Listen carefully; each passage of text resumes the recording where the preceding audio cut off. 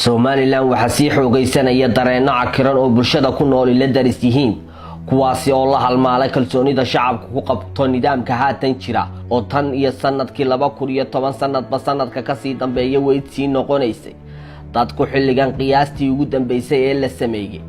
3.62 boqolkiiba waxa ay ku nool yihiin maalintii $1 wax u dhigma maqadama dhargaan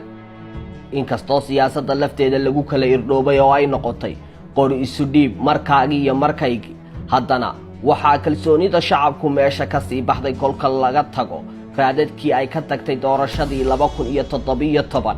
waxa si weyn loo wada saluugay sababta xukuumadda haatan talada haysa ummadda uga qarisay dayn iyo dakhli midka ay xukuumaddii hore kala wareegtay taasi oo dadka siyaasadda ka faallooda khaasatan xataa kuwii taabacsanaa madaxweynaha haatan talada haya xilligii ololaha ay haatan ku macneeyaan inay tahay khiyaamo qaran iyadoo la sii ogaa in lacaga dayna oo ka badan $160 milyan xukuumaddii hore tan haatan ay kala wareegtay kala qaybsanaanta bulshada oo dadka qaar u arkaan inay tahay tan mafaatiixda u noqon doonto saadaalinta ah kacdoonna ka qarxa Somaliland qow ilaa low ayaa iyana u muuqata mid nidaamka hadda jira uu indhaha ka lalinayo qanaacada bulshadu ku qabtaana waa mid xilligan u eg inay u soo kogayso sidii cinjir dab la saaray kala aragti duwanaanta iyo xurriyadda hadalku meesha waa mid ka sii baxaysa waxaana soo laabtay xilliyadii kacaankii wixii loogu yeeri jiray dhagadhagaynta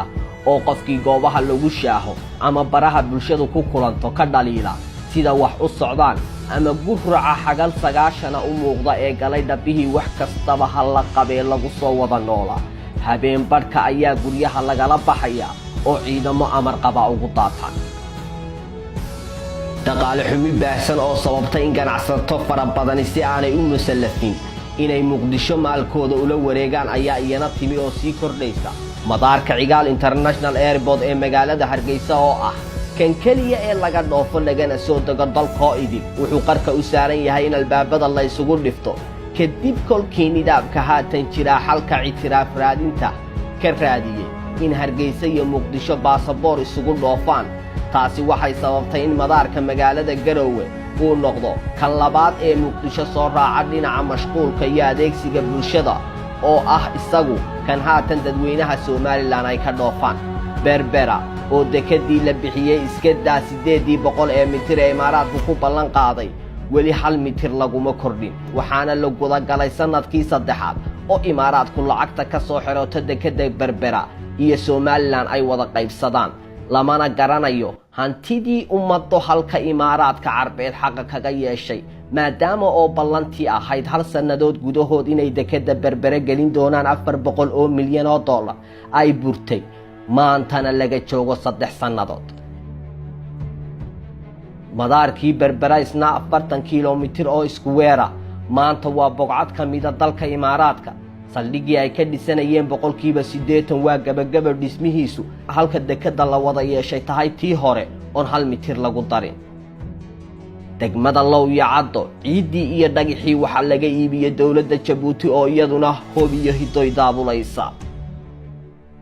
bananka Wajaale Oodweyne iyo Caynabo iyagana waxaa beeranaysa dawladda Djibouti oo laga kireeyay mana jirto cid war iyo wacaal u haysa meesha dhaqaalihii kiradu ka baxay iyo waxa lagu kala kireystay balse taasi bedelkeeda madaxweyne Biixi iyo xukuumaddiisu waxay bulshada u sheegeen in miisaaniyadda dawladda laga beerayo dhulka mana jirto meel ay kaga qoran tahay miisaaniyad sanadeedii sanadihii 2018 iyo sanadkan 2019